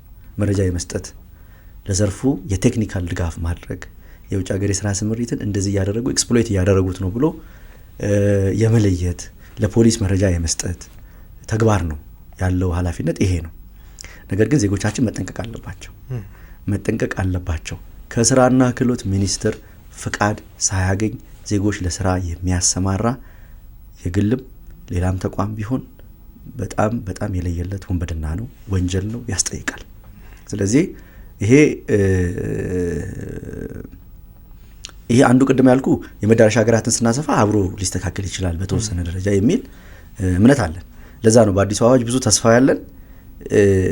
እንደዚህ አይነት ማማከር ውስጥ ምናምን ውስጥ ገብተው ህገወጥ ነገር የማድረግ እንትን ያላቸው ወደ ህጋዊ ስርዓት ይመጣሉ፣ ህግን አክብረው ይሰራሉ የሚል እምነት አለን በአዲሱ አዋጅ። አንዱ እሱ ነው። ሁለተኛ አይ ቲንክ ባለፉት 6-7 ወራት ወደ 30-40 የሚሆኑ እንደዚህ አይነት ተግባር ውስጥ ተገኝተው የነበሩ ሰዎች ለፖሊስ ተላልፈው ተሰጥተዋል። ምርመራ ይደረጋል። ውጤቱን የምንሰማው ይመስለኛል በቅርብ። ከምዘና አንጻር በጣም አሁንም ያልተሻገርናቸው በጣም ብዙ ችግሮች እንዳሉ እያየን ነው። አሁንም ደላላ ከዛ ጋር ተወግዶ ተቆርጦ ያልወደቀበት ቦታ ቢኖር አንደኛው የምዘና ቦታ ነው እና ምዘናንና ፓስፖርትን በተመለከተ በህገወጥ መንገድ እና እኛ እናወጣላቸዋለን በሚል ብዙ ሰዎች ገንዘብ ይከፍላሉ። ምንም እንኳን የሚሄዱት የሚጓዙት ነፃ መሆኑን እንኳን ቢያውቁ፣ ሁሉም ላያውቅ ይችላል፣ ቢያውቁ ሲኦሲ ተፈትኜ አላልፍም፣ ፓስፖርት ለማውጣት 8-9 ወር ጠብቃለሁ፣ ስለዚህ የሚያሳጥርልኝን ሰው ፈልጋለሁ በሚል ምክንያት ከፍተኛ ገንዘብ እየከፈሉ አላስፈላጊ ወጪ ውስጥ እየገቡ ሲኦሲ ይገዛሉ። በእርግጥ ክልሎች ናቸው ይሄ ማንዴት ያላቸው የመቆጣጠር፣ ግን የሲኦሲ ውጤት ይገዛል፣ ይሸመታል ገበያ ላይ። እናንተም በደንብ የምታውቁት ይመስለኛል። ፓስፖርት በህገወጥ መንገድ ይመጣል። አንዳንዱ ጭራሽ የለየለት ህገወጥ ነው። ፓስፖርቱ ራሱ ሌጋል አይደለም፣ ህጋዊ ፓስፖርት ያልሆነ እዚሁ እየታተመ ኢሚግሬሽን ማያውቀው ፓስፖርቱን ላይ እየወጣ እንደዚህ አይነት ችግሮች እያጋጠሙ ነው ያሉትና እነሱን በተመለከተ አሁንም በቂ የሆነ ምላሽ ተሰጥቶታል ወይ? አዋጁ በቂ የሆነ ምላሽ ሰጥቶታል ወይ ለዚህስ? ኦኬ ጥሩ ጥያቄ ነው ያነሳኸው። እንግዲህ ቅድም እንዳነሳውልህ በዚህ በውጭ ሀገር የስራ ስምሪት በጣም በጣም በጣም ሰክሰስፉል የሆነ ስራ እየሰራን ነው። ከብልሹ አሰራር የጸዳ አገልግሎት እየሰጠን ነው። ዜጎች በዚህ በጣም ቀልጣፋ በሆነው አገልግሎት ረክተዋል ማለት የሚቻለው ሁሉም ባለድርሻ አካል ተመሳሳይ አገልግሎት መስጠት ሲችል ነው። ምክንያቱም አንድ ተቋም ጀምሮ የሚጨርሰው የስምሪት አይደለም። በጣም ብዙ ባለድርሻ አካላት አሉት። ትልቁ የዚህ የውጭ ሀገር የስራ ስምሪት ስራ እነዚህን ባለድርሻ አካላት አስተባብሮ አንድ ወጥ የሆነ ስርዓት መገንባት ነው እንደ ሀገር ትልቁ ከባዱ ስራ። ምክንያቱም ተቋማት የራሳቸው ፕራዮሪቲ ያላቸው፣ የራሳቸው እቅድ አላቸው፣ የራሳቸው ከእቅዳቸው ጋር የተዛመደ ለውጭ ሀገር የስራ ስምሪት የተለየ ድጋፍ አድርገው ሊሰጡ የሚችሉበትን የአሰራር ስርዓት በየተቋማቱ መዘርጋት በጣም በጣም በጣም ትልቁና ከባዱ ስራ ነው። እንዳልከው አንዱ የኛ ችግር የውጭ ሀገር የስራ ስምሪት ችግር አዲስ አዋጅ ጋር መተን ለማየት የሞከርነው የሰፕላይ ሳይድ ችግር ነው። የሰው ኃይል አቅርቦት ስልጠናም ምዘናም ጋር ያሉ ችግሮችን ይጨምራል። ስልጠናን በተመለከተ የስልጠና ፈቃድ የሚሰጠው የከፍተኛ ትምህርት ተቋማት ባለስልጣን አለ ይመስለኛል። ፈቃድ ያስፈልጋቸዋል። ግን የሚሰጡትን ካሪኩለም ምን ቀርጸው እኛ ምን አይነት ስልጠና እንደሚሰጡ በትክክል እነዚህ ማሰልጠኛዎች ስልጠና እየሰጡ እንደሆነ መከታተል መቆጣጠር ያስፈልጋል። ቅድም እንዳልከው ደግሞ የነዚህ የስልጠና ተቋማት ክትትል የክልሎች ማንዴት ነው። ሚኒስቴር መስሪያ ቤቱ ድጋፍ የማድረግ ሮል አለው ማለት ነው። የምዘና ተቋማትም ተመሳሳይ በክልሎች ኤጀንሲዎች አሉ፣ ራሳቸውን የቻሉ ተቋማት ናቸው። እያንዳንዱ ክልል የየራሱ የምዘና ኤጀንሲ አለው። ያ የምዘና ኤጀንሲ እኛ በምንፈልገው ልክ ካልብልሹ አሰራር በንጽህና እየሰራ እየመዘነ መሆኑን ዜጎቻችንን ወደ ውጭ ለሚሄዱ ልጆች በተለይ ማረጋገጥ ያስፈልጋል። ምን ሰርተናል ይሄንን ለመፍታት? ኦኬ አንደኛ በሙሉ ሲስተም እንዲዘረጋ ለማድረግ ጥረት እየተደረገ ነው። እያንዳንዱ ኢትዮጵያ ውስጥ የሚገኝ ማሰልጠኛ ወደ ሲስተም እንዲገባ ተደርጓል፣ እየተደረገ ነው። አሁን ወደ 600 ምናምን ማሰልጠኛ ሲስተም ውስጥ ገብቶ ይመዘገባል። ልጆቹ የ21 ቀን ስልጠና ማግኘት አለባቸው። ለስራ የሚሄዱ ዜጎች የ21 ቀን ስልጠና ማግኘት አለባቸው። ደርሰው የመጡ ከሆነ የ5 ቀን ስልጠና ማግኘት አለባቸው። አዳዲስ የተለወጡ ነገሮች ካሉ እሱ ላይ ይሰለጥናሉ ማለት ነው። ይሄንን ለማድረግ ሲስተም ዘርግተን ምዝገባ አድርጉ ማሰልጠኛዎች። ስለዚህ እኛ 21 ቀን ሞልቶታል አልሞላትም ልጅቷ ከተመዘገበች የሚለውን እንከታተላለን ስንል ልጆቹ ተመዝግበው ይሄዳሉ። ትመጣለች፣ ትመዘገባለች፣ ስልጠናውን ሳትሰለጥን ትሄድና 21 ቀን ሲሞላት ተመልሳ ትመጣለች፣ ስልጠና ሳታገኝ ማለት ነው። ይሄን ለመፍታት የጣት አሻራ ብናደርግ አሻራው የእሷን ይሁን አይሁን ማወቅ አንችልም። ልክ እንደ መንግስት ተቋማት አቴንዳንስ ምን አደረግን? እያንዳንዱ ማሰልጠኛ ሲሲቲቪ ካሜራ ገጥሞ ልጆቹ እዛ መሆናቸውን እዚህ አዲስ አበባ ላይ ሴንትራሊ ቁጭ ብለን የምንቆጣጠርበት ስርዓት እየዘረጋን ነው። ስለዚህ ኢትዮጵያ ውስጥ የሚያሰለጥን ማሰልጠኛ በሙሉ ወደ ሴንትራል ወደ ሆነው ሲስተም በሲሲቲቪ ካሜራ ይልካል ማለት። ሲገቡ እናያለን፣ ጨርሳ ስትወጣ እናያለን፣ ስትሰራ እናያለን፣ ስትማር እናያለን። አንድ ሁለተኛ ጠዋት ገብታ ማታ ስትወጣ ፌስ ሪኮግኒሽን እሷ መሆኗን የምንለይበት የአቴንዳንስ ሲስተም እየዘረጋን ነው። በሲሲቲቪ ካሜራ ስራዋን እናያለን፣ ስልጠና ማዕከል መገኘቷን እናያለን ማለት ነው። በዚህ መንገድ 21 ቀን የተሟላ ስልጠና ማግኘታቸውን እናረጋግጣለን። አሁን እሱ ወደ ተግባር እየገባ ነው። ይሄንን ስልጠና ከጨረሱ በኋላ ወደ ምዘና ይመጣሉ። ሲመዘኑ ሁለት ችግር ነው ያለው። ቅድም እንዳልከው አንዳንድ አካባቢ አንዳንድ ቦታ የምናየው ልጆቹን ሆን ብሎ መጣልም አለ። ገንዘብ ከፍለሽ እንዲያልፉ ለማድረግ ጥረት ይደረጋል። አንዳንድ አካባቢ እነሱ ላይ ክትትል እየተደረገ እርምጃ ይወሰዳል። ግን ችግሩ ስትራክቸራል ችግር ነው። ስለዚህ የምንፈታው ሲስተም በመዘርጋት። እንዴት አድርገን ነው ሲስተም የምንዘረጋው? የናሽናል የምዘና ሰርቲፊኬሽን ስርዓት እየዘረጋን ነው። አሰሪው ማን ነው? ፈታኙ ማን ነው? ተፈታኟ ማን ናት? አይተዋወቁም። ጠዋት ፈተናለሽ ብሎ ሜሴጅ ይልካል። ቦታዋ ላይ ስትገኝ እሱም በሲሲቲቪ ካሜራ እያንዳንዱ የሰራችው ነገር በቼክሊስት ሲስተሙ ላይ ልክ እንደ ጥሩ ምሳሌ በተወሰነ ደረጃ ጥሩ ምሳሌ የሚሆነው የመንጃ ፍቃድ ፈተና አይነት ማለት ነው።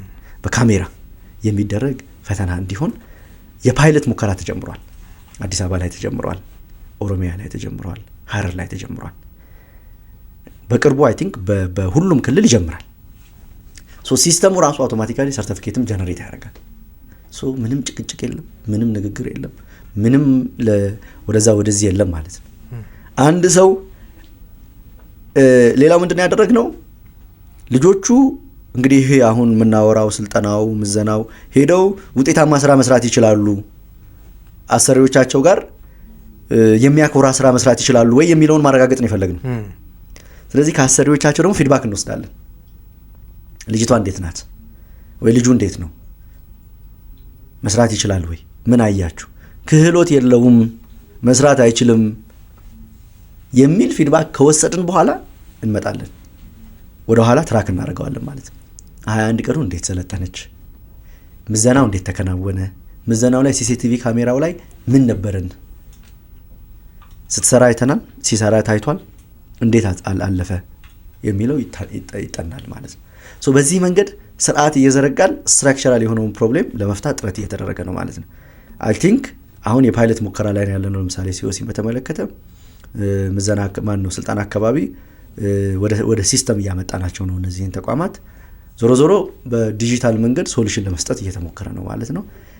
ፕሮባብሊ ከ2 ወር ከ3 ወር በኋላ ችግር መሆኑ ይቀራል።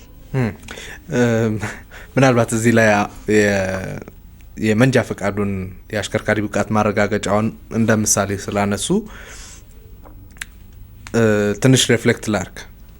አንዱ የአሽከርካሪ ብቃት ምዘና ላይ ችግር የሆነው የሲስተሙን ኮራፕት ማድረግ ወይም ደግሞ የሶፍትዌሮቹን ለራስ ጥቅም በሚበጅ መልኩ እንዲሰሩ ማድረግ እዛ ደረጃ ተደርሷል እና ምናልባት እነዚህን ጉዳዮች የሚመለከታቸው አካላት ራሳቸው ቀርበው ምላሽ ቢሰጡበት ጥሩ የሚሆን ይመስለኛል። ግን እዛ ደረጃ የሚደርሱ ህገወጥነትን በጣም በቃ ዋና የገቢ መንጫቸው አድርገው የሚኖሩ ሰዎች አሉና ሲስተሙ በዚህ መልኩ የማይበረዝ መሆኑን ስርዓቱ በዚህ መልኩ ለግል ጥቅም የማይውል መሆኑን በምንድነው ማረጋገጥ የሚቻለው? ካሜራው ተበላሸ ይባላል። ለምሳሌ ካሜራ የሚቀረጽባቸው ቦታዎች ካሜራው ተበላሸ ይባልና በሃንድ ካሜራ እንዲቀረጽ ይደረጋል። የሌላ ቀን እየመጣ የሌላ ሰው እየተቀረጸ እንደሱ አይነት ነገሮች አሉና እዚህስ ላይ ይሄ ችግር እንደማያጋጥም በምን እርግጠኛ መሆን እንችላለን?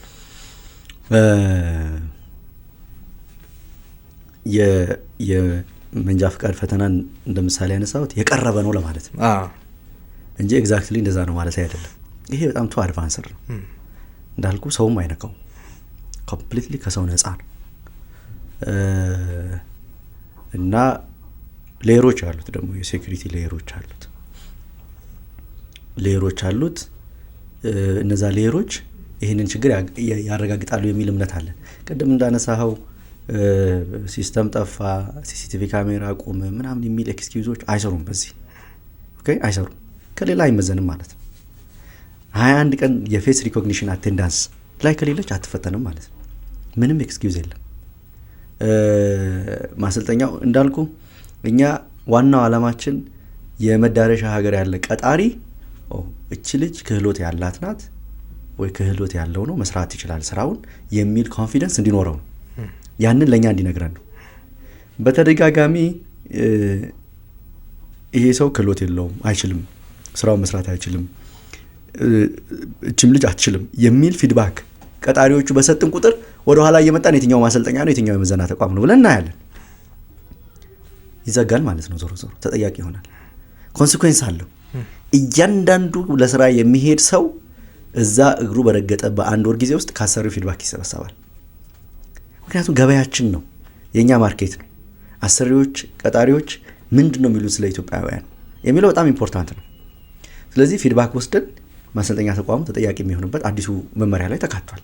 ማሰልጠኛ ተቋሙ ተጠያቂ ይሆናል፣ የመዘነውም ሰውዬ ተጠያቂ ይሆናል። ክህሎት የሌለው ሰውዬ ለምን መዘነ? ክህሎት የሌላትን ልጅ በምን ተአምር መዝኖ አሳለፈ የሚል ነገር ይኖራል። ግን እያንዳንዱ ነገር ሪከርድድ ነው ማለት ነው። ሪከርድድ ካልሆነ ምዘናም የለም ስልጠናም የለም ማለት ነው። ሰው ተበላሸ እንደዚህ ሆነ ምናምን የሚል ነገር አይኖርም። ቅድም ያነሳሃቸውን እና ሌሎች አሁን አንተ ያላነሳሃቸውን ችግሮች በሙሉ ይሄንን ችግር በዚህ ብንፈታው፣ ይሄንን ችግር በዚህ ብንፈታው፣ ይሄ እንደዚህ ቢሆን ተብሎ ነው ሲስተሙ ዲዛይን የተደረገው። ሲስተም የለም ቢባል እንደዚህ እናደርጋለን፣ እንዲህ ቢሆን ይሄ ኮንሲኩዌንስ ይኖረዋል የሚል እያንዳንዱ ነገር ታስቦ፣ ለዛ ነው አሁን አንዱ ምሳሌ የሰጠው እኮ ጠዋት 21 ቀን ሲሞላት ልጅቷ እዚህ ቦታ ምዘናት ኢቫሉዌት ትደረጋለሽ ሲኦሲ የሚል ቴክስት ይገባላታል። ከ3 ቀን በፊት ቀድሞ እያለ የቀረበ በመጣ ቁጥር ሰዓቱን፣ ቦታውን፣ የመፈተኛ ቦታውን ሲስተም ነው የሚነግራት። ፈታኙም መጨረሻ ላይ ነው የሚያውቀው። ሞባይሉ ላይ ማን እንደሚፈትን ሳያውቅ ነው የሚሄደው። ምን እንደሚፈትንም አይታወቅም። ፈተናውን ለልጅቷና ለፈታኙ የሚያሳየው ሲስተም ነው። የናሽናል ኤግዛም ፑል ስላለው ማለት ነው። ለምሳሌ አንድ ሹፌር ምንድነው መፈተን ያለበት የሚል የብዙ ፈተናዎች ተጠራቅሞ ውስጥ ተቀምጠዋል። ከዛ ውስጥ እየመረጠ ነው የሚሰጠው ፈታኙ እንጂ ፈታኙ ይሄንን ስሪ ምናምን የለም። ከዛ በኋላ ያንን ፈተና ለመመለስ ምን ስቴፕ መስራት እንዳለባት ምን ማድረግ እንዳለባት በደንብ ተቀምጧል። አሰሪው ቼክ ያደርጋል ማለት ነው። ቼክ ያደርጋል። አይተዋወቁም እና ብዙ ግምት ውስጥ የገቡ ጉዳዮች አሉት። ብዙ ነገሮች ደግሞ የሚመጣው ነገር እያየን ደግሞ አኮርዲንግሊ አፕዴት እየተደረገ ይሄዳል። ግን ብዙዎቹን ችግሮች ያቃልልልናል። የፓስፖርቱን ጉዳይስ? ፓስፖርት እኔ እንግዲህ እንደ አንድ ባለድርሻ አካላት ከኢሚግሬሽን ጋር አብረን ስለምንሰራ እየተደረገ ያለውን ሪፎርም በደንብ በቅርበት ከሚያውቁ ሰዎች ውስጥ ነኝ። ኢሚግሬሽን የፓስፖርት አገልግሎት አሰጣጥ ብዙ ሪፎርም አድርጓል። ፓስፖርት ችግር በማይሆንበት ደረጃ ኢትዮጵያ ውስጥ መታተም ጀምሯል። የጊዜ ጉዳይ ነው። እኛ ለምሳሌ እንደ ስራና ክህሎት ሚኒስቴር ወደ ውጭ ሀገር ለስራ የሚሄዱ ልጆች የፓስፖርት ችግር ይገጥማቸዋል የሚል እምነት የለንም። የፓስፖርት ችግር ኢምፖስተሮች ግን አሉ እንዳልከው። ኢምፖስተር ማለት 25,000 ለመክፈል አቅም የሌላቸው በ5,000 ደግሞ 2 ወር መጠበቅ የማይችሉ ደላሎች የሌላ ሰው ፓስፖርት ወይ ፌክ የሆነ ፓስፖርት አሰርተው ኢሚግሬሽን ለማሳለፍ ኤርፖርትን ለማሳለፍ የሚመሳሰል ሰው ፓስፖርት እየፈለጉ የሚሰራ ኢምፖስተር ግን አለ። አንድም ግን ያለፈ አይመስለኝም። በየቀኑ ቁጥጥር ስለሚያደርጉ እኛም የተወሰነ በስራ ምክንያት የሚሄዱት ሪፖርት ይደርሰናል። ከዚህ አንጻር ኢሚግሬሽን በጣም ትልቅ ስራ እየተሰራ ነው የሚል ነው። የኛ ግን ኮንሰርን ቅድም እንዳልኩ 2 ወር ምናምን ይወስዳል። ለምሳሌ አስቸኳይ ያልሆነ ፓስፖርት ከ1 ወር እስከ 15 ቀን እስከ 2 ወር ሊወስድ ይችላል። ይሄንን ችግር እንዴት እንፍታ? እኛ የምንወዳደረው በሳምንት ነው፣ በ2 ሳምንት ጊዜ ሰው በማቅረብ ነው። ሰው አሰልጥነን አብቅተን ስራ ቦታ ላይ በማስቀጠር ነው የምንወዳደረው። ስለዚህ ይሄን እንዴት እንፍታ የሚል ምክክር አለን ከኢሚግሬሽን ጋር። የደረስንበት ነገር ማሰልጠኛ ተቋማት 21 ቅርንጫፎች አላቸው ብያለሁ። የኛን ማሰልጠኛ ተቋሞቻችንን እና የኢሚግሬሽን ቅርንጫፍ ኦፊሶችን ማስተሳሰር። ለምሳሌ እዚሁ ሸገር ዙሪያ አካባቢ ያለ ማሰልጠኛ ተቋም ሸገር ካለው የኢሚግሬሽን ቅርንጫፍ ቢሮ ጋር ፓስፖርት የሚሰጥ ቅርንጫፍ ቢሮ ጋር ይተሳሰራል። ልጆቹ ማሰልጠኛ ውስጥ እያሉ ባጠረ ጊዜ ፓስፖርት ሆልደር ይሆናሉ ማለት ነው። ከዛ አንጻር ገና ፕሮሰስ ሳይጀምሩ፣ ቪዛ ሳይወጣ፣ ሕክምና ሳይሄዱ፣ ምርመራ ሳያደርጉ፣ ኮንትራት ሳይፈርሙ ፓስፖርት ያገኛሉ ማለት ነው። የኛ ልጆች በጣም ባጠረ ጊዜ ፓስፖርት እንዲያገኙ ከኢሚግሬሽን ጋር በቅርበት እየሰራን ነው። ይቃለላል። አሁን ያለው ችግር እንትኑ እየጠነከረ ሲመጣ ትስስሩ ቅርንጫፎቹና የኛ ማሰልጠኛዎች እየጠነከረ ሲመጣ እንደውም ማሰልጠኛ ተቋሞቻችን ውስጥ ገብቶ ስልጠና ማግኘት አንዱ ቤኔፊት ኢሚግሬሽን ፓስፖርት ማግኘት ነው በቀላሉ የሚል ህጋዊውን ኢንካሬጅ የሚያደርግ ስርዓት ሁሉ እንዘረጋለን የሚል እምነት አለ። ምናልባት የሐሰተኛ ልደት ሰርቲፊኬት እያዘጋጁ ገና 18 ዓመት ያልሞላቸውም ልጆች ፓስፖርት እያወጡ የሚሄዱበት አግባብ አለ ወይ? አለ። አንዳንድ ምልክቶች አይተናል። 16ም 17ም ዓመት የሞላቸው ልጆች እድሜያቸው ሳይደርስ የልደት ሰርቲፊኬታቸው ልክ 18 ዓመት እንደሞላቸው ተደርጎ እየተሰራ ፓስፖርት አውጥተው ያው ፓስፖርት ነው ኮመንሊ እኛ ሁላችንም የምናየው እዛ ሲደርሱ ግን እድሜያቸው ገና መሆን የምታይበት ሁኔታ አለ። ተጠያቂነት ያመጣል፣ ይጠየቃል። አሁን እያንዳንዱ ሰው ሪከርድድ ስለሆነ በዚህ በውጭ ሀገር የስራ ስምሪት ወደ ኋላ እየመጣን እንጠይቃለን። አሁን እየመጣ ያለው ቅድም እርስዎ እንዳሉት ተስፋ ሰጪ ነገር አለ። የውጭ ሀገር ስራ ስምሪት የስራ እድል ከመፍጠር አንጻር ብቻ ሳይሆን የሚታየው በጣም ብዙ አንድምታዎች አሉት። በህጋዊ መንገድ ሬሚተንስ ማግኘት የሚመጣው ሬሚተንስ ትልቅ ነው። የኢኮኖሚ ተጠቃሚነቱ ሰፊ ነው። ማህበረሰባችንን እንለውጣለን፣ ብዙ ነገሮች ይኖሩታል እና እንደው እናንተ በዚህ በውጭ ሀገር ስራ ስምሪት ይመጣል ብላችሁ ተስፋ የምታደርጉት ነገር ምንድን ነው? ከባድ ጥያቄ ነው። ለምንድን ነው ከባድ ነው ማለት? የመጀመሪያው ነገር ዜጎቻችን በባህር መሄዳቸው የባህር ሲሳይ መሆናቸው መቆም አለበት። የኛ እቅድ 400,000 500,000 1 ሚሊዮን 2 ሚሊዮን ሰው መላክ አይደለም። የኛ እቅድ ማንም ሰው ከአንድም ሰው ቢሆን ከባህር ሲሳይነት ተርፎ ወደ ውጭ ሀገር ለስራ ለመሄድ ሲያልም ህጋዊውን መምረጥ ሲጀምር ነው። ወደ ውጭ ሀገር ለስራ የምንልከው ሰው በሙሉ የመስራት ወደ ውጭ ሀገር ሄዶ ለመስራት ፍላጎት ያለው በሙሉ የሰለጠነም በከፊል የሰለጠነም ይሁን በማንኛውም ፖዚሽን ላይ ያለ ሰው አማራጭ ብቸኛው አማራጭ በህጋዊ ውጭ ሀገር የስራ ስምሪት ማድረግ ነው። ምክንያቱም ማይግሬሽን የሚቆም ጉዳይ አይደለም። ይዘቱንና ቁጥሩን ሁኔታውን እየቀያየረ መውጫውን እየቀያየረ ይሄዳል እንጂ ልታስቆም የምትችለው ነገር አይደለም። በተለያየ ዘመን ኢትዮጵያ ውስጥ የኢኮኖሚ ጥያቄ፣ የፖለቲካል ሚሹ፣ የትምህርትም እየተባለ በተለያየ ምክንያት ሰው ይሰደዳል። ህጋዊ ቻናሉን ተከትሎ ይሰደዳል። በህገ ወጥ አሁን ወደ ሊቢያም ወደ ምንም የምናየው ስደት አለ። ያንን ስደት ወደ ህጋዊ ውጭ ሀገር የስራ ስምሪት የኢኮኖሚ ጥያቄ ከሆነ የስራ ጥያቄ ከሆነ ማምጣት ነው። አንዱ ትልቁ ታርጌታችን እሱ ነው። ሁለተኛ የሀገር ሉዓላዊነት የሀገር ክብር መገለጫው የዜጋ ክብር ነው። ዜጎቻችን መንገድ ላይ ወድቀው የትም ሀገር ይሁን የት ሲገኙ የኢትዮጵያ ብራንድ አምባሳደሮች ናቸው። በቃ ኢትዮጵያ ማለት እንደዛ ነው ማለት ነው። ኢትዮጵያ የምትገለጸው በዜጎቻችን ነው። አሰልጥነን አስተምረን ደህና ልብስ ለብሰው ጽዳታቸውን ጠብቀው ጥሩ ጫማ አድርገው ስለ ራሳቸው መብት አውቀው በየቤቱ በየድርጅቱ የገቡ ኢትዮጵያውያንን የሚያይ ደግሞ ኢትዮጵያውያን ለካ እንዲህ ናቸው ይላል።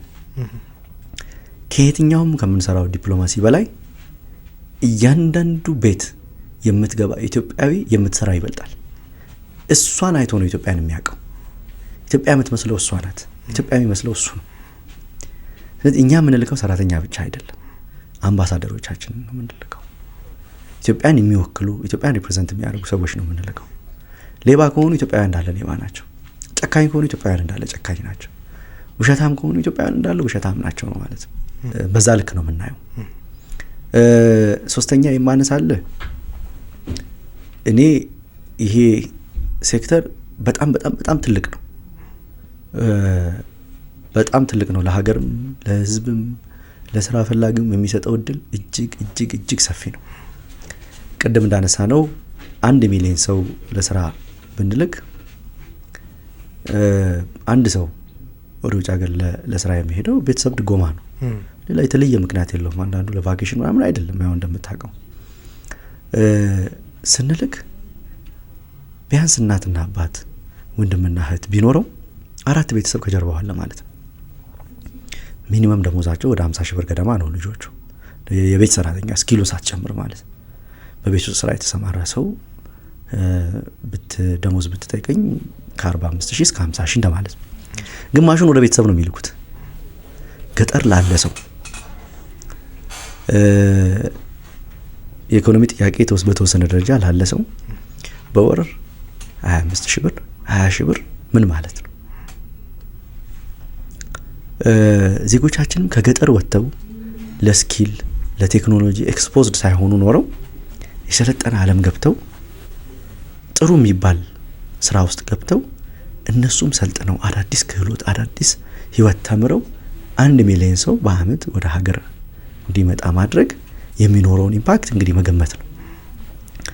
ሶ 1 ሚሊዮን ሰው ለስራ ወደ ውጭ ሀገር የስራ እድል መፍጠር ማለት ህጋዊ በህግ ቅድም እንዳልኩ ታርጌታችን 1 ሚሊዮን 2 ሚሊዮን አይደለም፣ በህገ ወጥ የሚሄደው ነው ወደ ህጋዊ ማምጣት ነው። ቢያንስ ከባህር ሲሳይና ከህገ ወጥ ስቃይ መከላከል ነው፣ ከህገ ወጥ ስደት መከላከል ነው።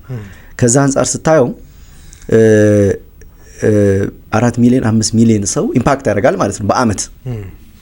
ይሄ ቀላል ቁጥር አይደለም። ቀጥሎ ነው የውጭ ምንዛሬ ምናምኑ ቀጥሎ የሚመጣ ጉዳይ ነው። የመጀመሪያ ጉዳይ የዜጎች ተጠቃሚነት፣ የቤተሰቦቻቸው ተጠቃሚነት፣ ህልማቸው እውን የመሆን የዳቦ ጥያቄ ዛሬ ዳቦ ምን በላው ተቸግረናል ስራ አጥተናል ከሚል ጥያቄ ወጥተው ራሳቸውንም ህይወታቸውንም መቀየር የሚችሉበት እንዲሆን ማድረግ ነው። ሶ ከዛ አንፃር ነው የምናየው። እያንዳንዱ የሚሄድ ሰው ደግሞ ሴቭ ባደረገው ልክ መንግስት ሲመለስ ድጋፍ ያደርግለታል። የስራ እድል ፈጠራ ድጋፍ፣ የፋይናንስ ድጋፍ፣ የስልጠና ድጋፍ ያደርግለታል።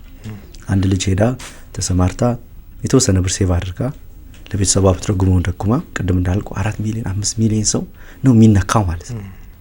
ቀላል ነገር አይደለም። የትኛው ሴክተር ይሄንን ያደርጋል ይነካል የሚለውን ማየት ነው እንግዲህ።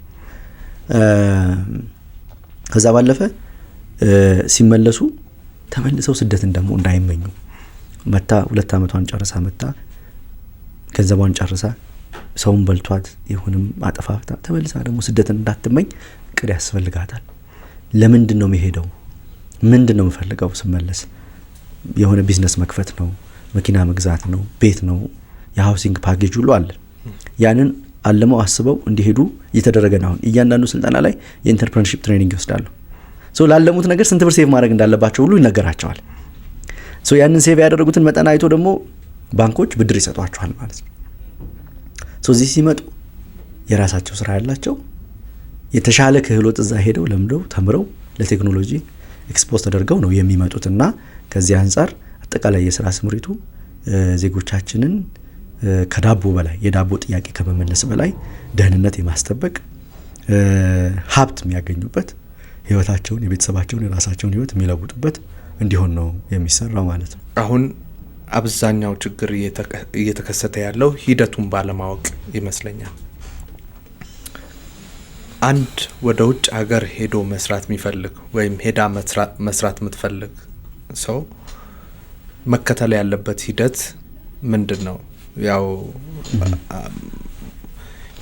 ክፍያውስ በምን መልኩ ነው የሚደረገው? ምናልባት የምዝገባ 500 ብር በፈቃደኝነት የሚደረግ የምዝገባ 500 ብር እንዳለ አውቃለሁ። ምን አይነት ሂደት ነው መከተል ያለባቸው? መጀመሪያ የሰው ኃይል ዝግጅት እንለዋለን እኛ። ስልጠና፣ ምዘና፣ ተያያዥ ጉዳዮች ማግኘት አለበት። ሶ ከዚህ አንፃር ቅድም እንዳነሳሁልህ ወደ 600 ምናምን ማሰልጠኛዎች አሉን። እነዚህ 600 ምናምን ማሰልጠኛዎች ውስጥ ገብቶ መሰልጠን አለበት። ለመሰልጠን ግን ምዝገባ ማድረግ አለበት። የኢትዮጵያ የናሽናል ሌበር ወይም የሀገር አቀፍ የሰራተኛ ሲስተም ውስጥ መገኘት አለበት። ኤልኤምአይኤስ የምንለው ሲስተም አለ። እያንዳንዱ ኢትዮጵያዊ ሰራተኛ የሆነ እዛ ሲስተም ውስጥ መገኘት አለበት። ሶ ምዝገባ ማድረግ አለበት ማለት ነው። ምዝገባ የሚደረገው አንድ ማዕከል እንላቸዋለን። ስራ አጥ የሚመዘገብባቸው፣ ኢንተርፕራይዝ የሚደራጅባቸው፣ ግንዛቤ የሚሰጥበት በቀበሌ ደረጃ ያሉ ክፍሎች አሉ። የንግድ ፍቃድ ምናምን እንደሚወጣው ማለት ነው። ስራን በተመለከተ ያለ ክፍል አለ። እዛ ሄደው ምዝገባ ያከናውናሉ። ሲመዘገቡ በሲስተም ነው ምዝገባው። የናሽናል ሌበር ስርዓቱ አካል ካልሆነ ድሉ ማግኘት ስለማይቻል ምዝገባ ካደረጉ በኋላ አቅራቢያቸው የሚገኝ ማሰልጠኛ ይጠቁማቸዋል። ምክንያቱም የተለያየ የሙያ አይነት ዝርዝር እዛ ውስጥ ስላለ ሲጠቁማቸው ይሄዳሉ፣ ማሰልጠኛ ይመዘገባሉ። ማሰልጠኛው አሁን በመንግስትም የቴክኒክና ሙያ ማሰልጠኛ ተቋማትም እየሰጡ ያሉት ማለት ነው። ሁለት አይነት ነው። የመንግስት የቴክኒክና ሙያ ስልጠና ተቋማት አሉ፣ የግልም አለ። በግል የሚያስተምሩም አሉ ፈቃድ አውጥተው፣ የመንግስትም አለ። እዛ ሲመዘገቡ ግን ወር በገባ ከ1 እስከ 5 ባሉት ቀናት ነው ምዝገባ። ስለዚህ ወር በገባ ከ1 እስከ 5 ባሉት ቀናት ሄዶ ምዝገባ ያከናውናሉ። ስለዚህ በዛ ሙያ ማሰልጠኛ ተቋሙ ስልጠና ይጀምራል። ልክ ስልጠና ሲጨርሱ ሲስተም ላይ ይመዘግባቸዋል። ቅድም እንዳልኩ ይመዘግባቸውና ልክ እንደ ናሽናል አይዲ የባዮሜትሪክስ መረጃቸው ይወሰዳል። በኋላ ወደ ናሽናል አይዲ ማይግሬት ይደረጋል። ናሽናል አይዲ በሱ ማውጣት ስለሚቻል ልክ እሱን ሲያደርጉ ፌሳቸው ይወሰዳል። ማሰልጠኛ ተቋሙ ያንን ፌስ ፊታቸውን ለአሻራ ምናምን ሲሰጡ የተወሰደውን ፌስ ለአቴንዳንስ ሲስተም መልሶ ይጠቀመዋል ማለት ነው። እያንዳንዱ ሰው 21 ቀን መሰልጠኑ ይረጋገጣል። ሲሲቲቪ ካሜራ አለ። ያ በሙሉ ቼክ ይደረጋል። ልክ ሲጨርስ ወደ ምዘና ተቋም ይሄዳል። ለማሰልጠኛ ተቋም ስንት ብር ይከፈላል 10,000 እና 20,000 ብር እንዳይጠየቁ የሚል ስጋት ውስጥ ካለ የሚጠየቅ ክፍያ የለም። የግል ማሰልጠኛ ተቋማት እስከ 2,000 እስከ 2,500 ብር ድረስ ያስከፍላሉ። እሱም ስታንዳርድ እየተዘጋጀ ነው። በቅርቡ ይወሰናል ማስከፈል የሚችሉት። የመንግስት ተቋማት በብዛት ስልጠናው የሚሰጠው በነፃ ነው። ለምዝገባ አንዳንድ ቦታ 200 አንዳንድ ቦታ 500 ብር ያስከፍላሉ።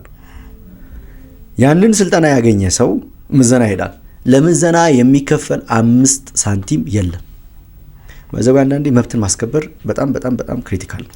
ለሲኦሲ ፈተና ማለት ነው። ለሲኦሲ ፈተና የሚከፈል ገንዘብ የለም።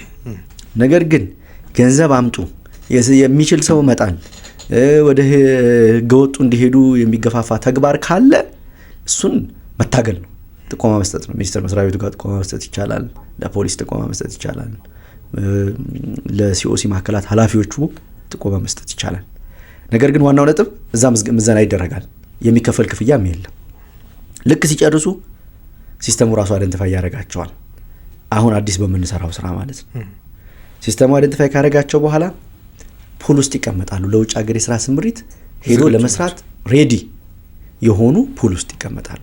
ምዘናውን ያለፉትን ማለት ምዘናውን ያለፉትን ያላለፉ ከሆነ ደግሞ ምዘና መውሰድ ይችላሉ። በአዲሱ አዋጅ ደግሞ ምዘና ሲወስዱ ማሰልጠኛው የማብቃት ሪስፖንሲቢሊቲ ስላለበት መጀመሪያ ያስከፈለውን ያህል ገንዘብ ማስከፈል አይችልም። ማስከፈል የሚችለው መጀመሪያ ካስከፈለው ግማሹን ነው። ሶስተኛ ከሆነ በነፃ ነው ማስተማር የሚችለው፣ ማስከፈል አይችልም።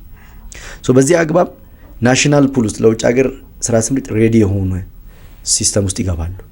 ዘን ኤጀንሲዎች በአዲሱ አዋጅ መሰረት ይጠይቃሉ። ይሄንን እንደዚህ ከቀጣሪዎቻቸው በመጣ መለኪያ መሰረት መስፈርት መሰረት እንደዚህ አይነት ሰው ሲስተሙ ይስጠን ብለው ሲጠይቁ ሲስተሙ ስልክ ቁጥራቸውን መረጃዎቻቸውን ለኤጀንሲዎቹ ይሰጣል። ኤጀንሲዎቹ ደውለው ጠርተው ቪዛ፣ ኮንትራት፣ ሜዲካል፣ የጤን የፖሊስ እንዳስፈላጊነቱ እና ሌሎች ነገሮች እንዲያሟሉ አድርገው ትኬት ቆርጠው በጣም ቢበዛ በህጉ መሰረት በአንድ ወር ጊዜ ውስጥ ልጆቹን ወደ ውጭ ሀገር ለስራ ያሰማራሉ። ካልሆነ ተጠያቂነት አለ ማለት ነው። በዚህ ሂደት ውስጥ ኤጀንሲ ከልጆቹ 5 ሳንቲም መቀበል አይቻልም። 5 ሳንቲም ያሰርዛል፣ ያስጠይቃል፣ በወንጀልም ያስጠይቃል፣ ከህጋዊ ፈቃድነቱም ያሰርዛል። ስለዚህ ደላላ ሆነ ኤጀንሲ ሆነ ማንም ሰው ልጆቹን ገንዘብ መጠየቅ አይቻልም። አሁን የነፃ የስልክ መስመር ተቀምጧል። I'm not sure exactly 9468 ይመስለኛል የስራና ክህሎት ሚኒስቴር ኤጀንሲዎቹ ቢሮ እያንዳንዱ ኤጀንሲ ቢሮ ደረሰኝ ካልተቆረጠ ገንዘብ አይክፈሉ እንደሚለው ማለት ነው። 9468 ይመስለኛል ተለጥፏል። ደውለው ጥቆማ እንዲሰጡ ማለት ነው። ካልሆነ ግን የስራና ክህሎት ሚኒስቴር ካሳንቺስ የሚገኘው ቢሮ መጥቶ ገንዘብ ከፍዬ ነበረ ብሎ ጥቆማ መስጠት ይቻላል። ኤጀንሲው ላይ እርምጃ ይወሰዳል። ልጆቹ በዚህ ፕሮሰስ ውስጥ አልፈው ወደ ውጭ ሀገር ለስራ ሊሰማሩ ይችላሉ ማለት። ከተሰማሩ በኋላ አሁን ከባንኮች ጋር ባደረግነው መግባባት የሞባይል ዲቫይስ ይሰጣቸዋል። ስማርትፎን ይዘው ነው የሚሄዱት። ቅድም እንዳልኩት ምን ይሰራሉ፣ ስንት ብር ይቆጥባሉ፣ እዚህ ሲመጡ መስራት የሚፈልጉት ነገር ሁሉ ተቀምጧል። እዛ ሞባይል አፕሊኬሽን ላይ ስለሚሄዱበት ሀገር ህግ ማድረግ ስለሚቻለው ስለማይቻለው፣ ችግር ቢያጋጥማቸው እንዴት ወደ ኤምባሲ ኮሙኒኬት ማድረግ እንዳለባቸው ሁሉ ዝርዝር ተቀምጧል። ስልጠና ላይ ልንነግራቸው የምንፈልጋቸው ነገር ሞባይል ላይ ስማርትፎን ላይ ያስቀምጠንላቸዋል። አንዳንዴ ሚስ ያደረጉት ነገር ካለ እዛው ቤታቸው ሆነው ስራ እየሰሩ ማየት እንዲችሉ። ከሄዱ በኋላ ችግር ቢያጋጥማቸው ይሸጣል ነው ወይስ ይሰጣቸዋል? ይሰጣቸዋል፣ በብድር ይሰጣቸዋል። ሲሰጣቸው በዛ ሞባይል አፕሊኬሽን ይዘው ቤታቸው ይገባሉ። የሚሰሩበት ቤት ገብተው ከአሰሪዎቻቸው ጋር ችግር ካጋጠማቸው ገና ምልክት ሲያዩ የዲስትረስ ኮል ወይም የኢመርጀንሲ ሲስተም አለው። እሷን ነካ አድርገው ሲያበሩ እኛ ጋር ልክ የአደጋ ጊዜ ምልክት ያሳያል። ለመንገዴ የሚባል አፕሊኬሽን አለ ቴሌብር ላይ ያንን አፕሊኬሽን ማግኘት ይቻላል። ዘ ኦንሊ ቲንግ የሚያስፈልገው አይ ቲንክ ሌበር አይዲ የምንለው ዩኒክ ቁጥር አላቸው። እሱን ሲያስገቡ ሲስተሙ ይከፍትላቸዋል። ውጭ ሀገር የስራ ስምሪት ውስጥ ካሉ ያንን ዲስትረስ ኮል ሲነቁ እኛ ጋር ኖቲፊኬሽን ያመጣል፣ ኤምባሲ ጋር ኖቲፊኬሽን ያመጣል። ኢሚዲየትሊ ኢትዮጵያ ያለው የላከው ኤጀንት፣ እዛ የተቀበለው ካምፓኒ፣ ቀጣሪዋ ወይም አሰሪው ድርጅት ይጠየቃል ማለት ነው። ችግሩ እንዲፈታ ይደረጋል ማለት ነው። ካልሆነስ ኤጀንሲዎቹ እኛ ጋር ባስያዙት ለልጆቹ ዋስትና ተብሎ በተያያዘ ገንዘብ ጉዳዩን ካጣራን በኋላ ምንም ጭቅጭቅ የለም። ደሞዝ አልተከፈለም እንደሆነ ከዛ ላይ አንስተን እንከፍላለን። ልጆቹ ከቤት አባረው ጥለዋቸው ከሆነ ምንም ችግር የለም፣ ሆቴል እናሳድራቸዋለን። ወደ ሀገር መመለስ ፈልገው ከሆነ ምንም ችግር የለም፣ ትኬት ቆርጠን ራሳችን እንመልሳቸዋለን። በማን ገንዘብ? ማን ለልጆቹ ዋስትና ባስያዘው ገንዘብ? ኤጀንሲው። ለምን? ደህንነቱ የተጠበቀ ቦታ ዜጎችን የማሰማራት ኃላፊነት ስላለበት፣ ልጆች ያሰማራቸውን ሰራተኞች የመከታተል የመብት ጥሰት ባጋጠማቸው ጊዜ መፍትሄ የመስጠት ሪስፖንሲቢሊቲ ያለበት። በዚህ ሂደት ውስጥ ሕክምና ችግር አጋጥሟቸው ከሆነ እዚህ ኢትዮጵያ ውስጥ እናሳክማቸዋለን። እንደውም እስከነ ካሳው ነው ድጋፍ የምናደርግላቸው። ስለዚህ ማንም ሰው ጫፋቸውን እኛን ዜጎች መንካት አይችልም። እሱ ብቻ አይደለም፣ እዛ ሀገር ላይ ቀጣሪው በህግ የባይላተራል አግሪመንት አለን፣ የሁለትዮሽ የሀገራት ስምምነት። ይሄ የሚባል ቀጣሪ ሰው፣ ይሄ የሚባል ካምፓኒ ዜጎቻችን ላይ እንደዚህ አይነት ጉዳት አድርሰዋል፣ በሀገራችሁ ህግ ጠይቁት ብለን ሪፖርት እናደርጋለን ማለት ነው። ሁለት ሀገራት ኢትዮጵያና የመዳረሻ ሀገር በተስማማው ስምምነት መሰረት በዛ ሀገር ህግ ይጠየቃል። ካሳም የሚያስፈልገው ከሆነ በዛ ሀገር ህግ ካሳ ይከፈለዋል። በዚህ መንገድ ማንም ሰው ዜጎቻችንን አቢዩስ ሳያደርግ ደረታቸውን በኮንፊደንስ በልበ ሙሉነት ስራቸውን መስራት ይችላሉ። ይሄ ኢምፕሌስ አልነበረም ወይ? ኢምፕሌስ ነበር፣ ግን ዜጎቻችንን የምናውቅበት የምንከታተልበት ሲስተም አልነበረንም። ወድቀው ሲገኙ በምንም ማወቅ አንችልም። ማኑዋል ነበር፣ ሁሉም ነገር ወረቀት ነበር። እንዴት አድርገን እናገኛቸው?